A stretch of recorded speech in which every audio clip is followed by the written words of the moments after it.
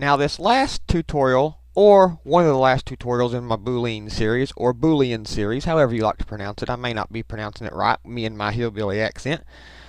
But a lot of people ask me now, what if I want to make a perfect circle in a square like this without using Booleans? Now I know that the first 3 videos have showed us how to use it, but I figure this fits in nicely for somebody who may want to get a Boolean result and get an idea of how somebody would do it without necessarily using Booleans in case they just can't get it cut right.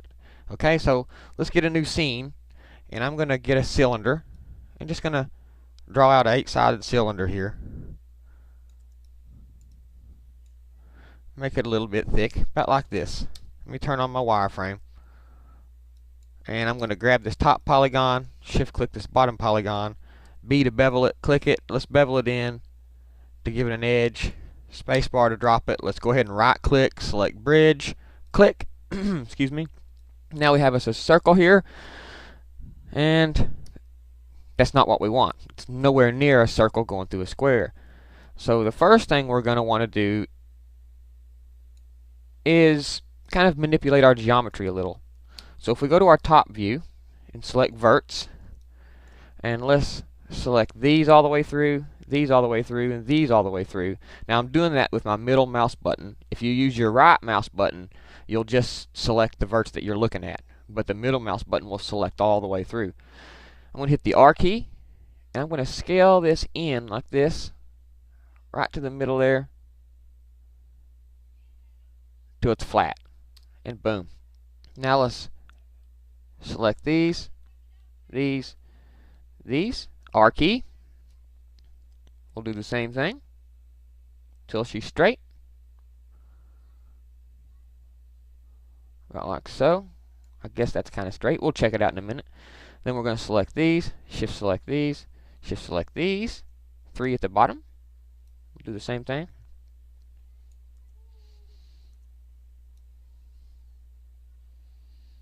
Okay, and then let's do our last here.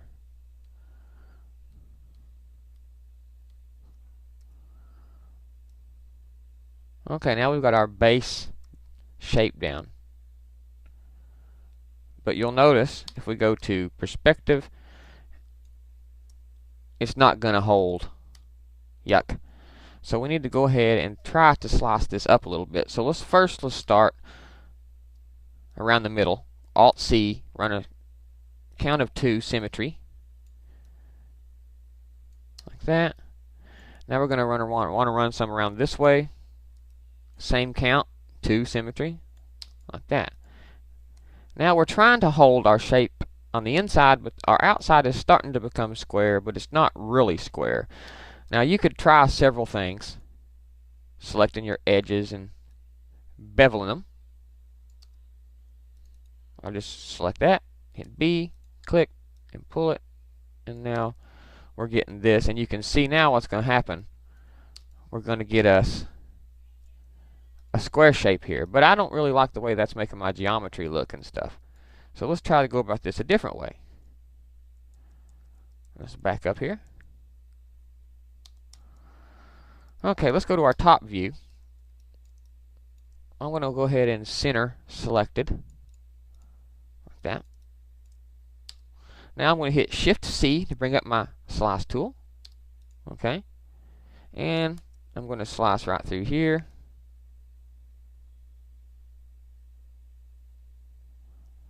Actually, that's a little bit close for my taste.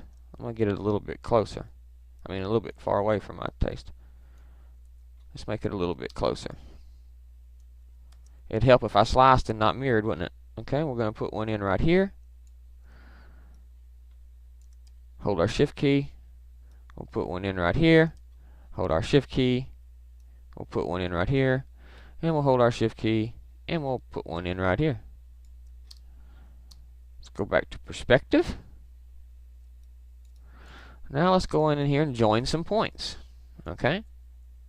I have my, under the vertex, join, I have it mapped to my 9 key. So I'm going to go in here and select this point and this point, hit my 9 key, this point, hit my 9 key, and there we go. Those are joined. Let's do the same thing on this side, which everything looks good there. but we still have 3 verts, so we want to make sure we join those, even though it looked as if they was joined. So I'm going to select these two, and these two. Remember, you want to select in the direction that you want to join them. If you want to join the left to the right, then you select left to the right. Okay, now that we've got that, we're going to have to go around to the bottom. Let's do the same thing. Vert mode. Join, join.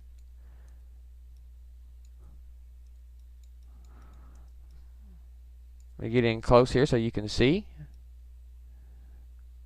Join that to that. That to this. Like that.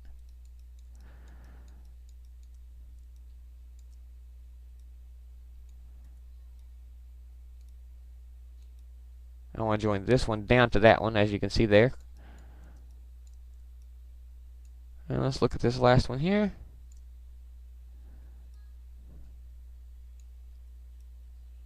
Okay, now let's go to our edge mode and just select those edges and get rid of them.